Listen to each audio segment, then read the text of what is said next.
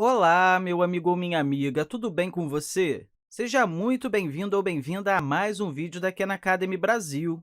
E nesse vídeo, vamos conversar sobre funções multivariáveis e representação de pontos em 3D. Muitas das formas que nós representamos funções multivariáveis é através de pontos em três dimensões e de vetores em três dimensões. Sabendo disso, eu pensei aqui em fazer um pequeno vídeo para te mostrar como podemos descrever pontos e vetores em três dimensões. Mas antes disso, é importante a gente começar aqui descrevendo pontos e vetores em duas dimensões. Considerando que se você está aprendendo sobre cálculo multivariável, você pode querer saber em alguns momentos sobre o ponto que está sendo considerado. Talvez você até já saiba representar pontos e vetores em duas dimensões, mas é importante a gente começar por aqui, porque se você compreender bem como fazer essas representações, você pode começar a utilizar as ideias que você aprendeu em duas dimensões para fazer uma representação em três dimensões, ou até mesmo começar a ver certos padrões em duas ou três dimensões e como isso poderia se estender para outras dimensões que a gente não consegue necessariamente visualizar. Vamos começar a pensar nisso tudo aqui agora. Por exemplo, se em duas dimensões temos algum ponto, normalmente representamos isso através de um eixo x e um eixo y, que são perpendiculares entre si. Além disso, representamos esse ponto aqui com um par de números. Nesse caso aqui, podemos ter algo como 1,3. O que isso representa está dizendo que você precisa se mover uma certa distância ao longo do eixo x e depois uma certa distância ao longo do eixo y. Então, por exemplo, vamos dizer que essa distância é igual a 1 e essa distância aqui é igual a 3.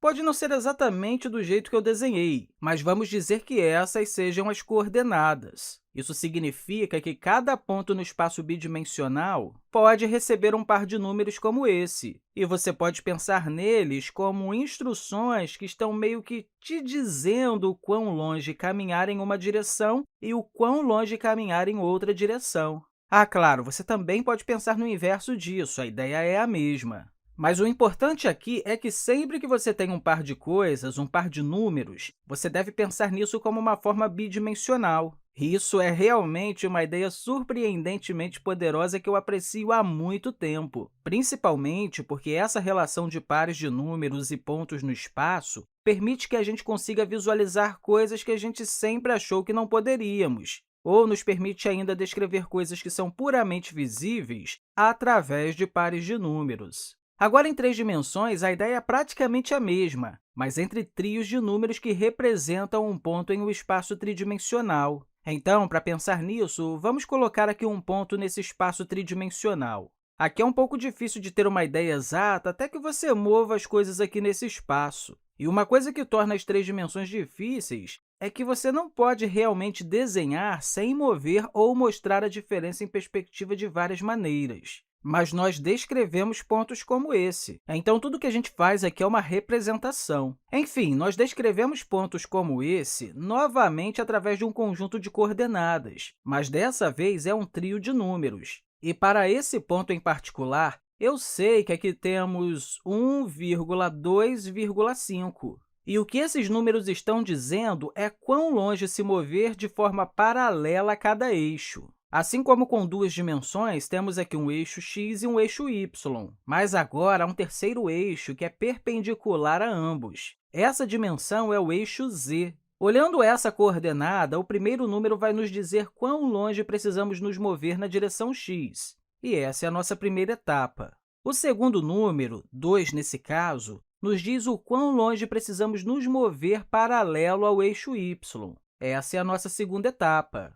E aí, o terceiro número nos diz quão longe temos que nos mover de forma paralela ao eixo z para chegar a esse ponto. E um detalhe legal é que você pode fazer isso para qualquer ponto no espaço tridimensional. Qualquer ponto que você tiver, você pode dar as instruções sobre como se mover ao longo do eixo x, como se mover ao longo do eixo y e como se mover ao longo do eixo z para chegar a esse ponto. Sendo assim, isso significa que existe uma relação entre o trio de números e o ponto em três dimensões. Então, sempre que você tiver um trio de coisas, e você verá isso no próximo vídeo, quando a gente começar a falar sobre gráficos tridimensionais, você saberá, apenas pelo fato de ter um trio de coisas, que você deve pensar em três dimensões de alguma forma. E você faz isso da mesma forma com o bidimensional. Afinal, sempre que você tem pares de alguma coisa, você deve pensar: ah, isso é uma coisa muito bidimensional.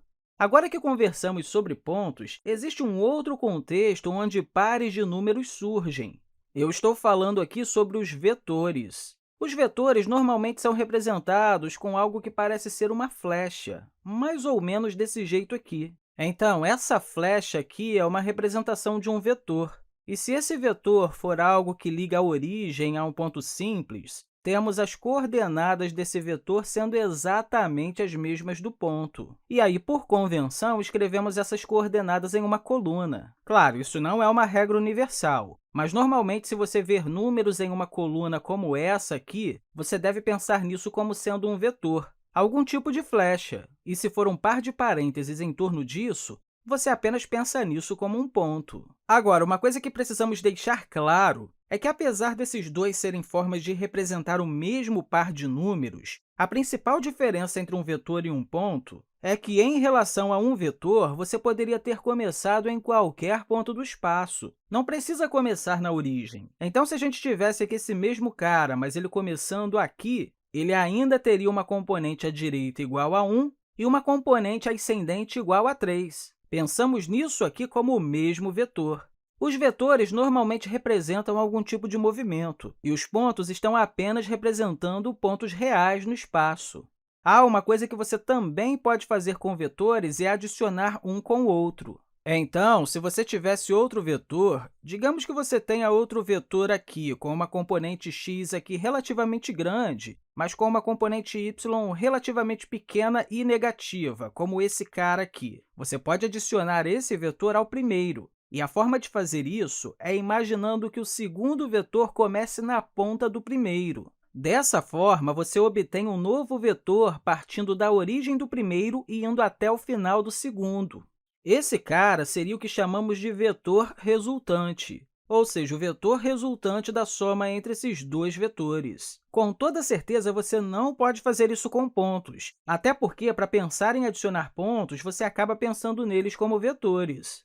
Agora que você já compreendeu sobre isso em duas dimensões, é importante saber que isso acontece também em três dimensões. Para um determinado ponto, se você desenhar uma seta da origem até aquele ponto, essa seta seria representada com o mesmo trio de números, mas você normalmente faria isso em uma coluna. Um detalhe importante, eu costumo chamar isso aqui de vetor coluna. E como eu falei, a diferença entre o ponto e o vetor é que o vetor pode começar em qualquer lugar do espaço. Contanto que tenha as mesmas componentes, não importa para quão longe ele se movimente paralelamente ao eixo x, ou ao eixo y, ou ainda ao eixo z. Enfim, meu amigo ou minha amiga, eu espero que você tenha compreendido tudo direitinho aqui que a gente conversou, e no próximo vídeo eu vou te mostrar como usamos essas três dimensões para começar a representar graficamente as funções multivariáveis. Quero aproveitar o momento aqui e deixar para você um grande abraço e até a próxima!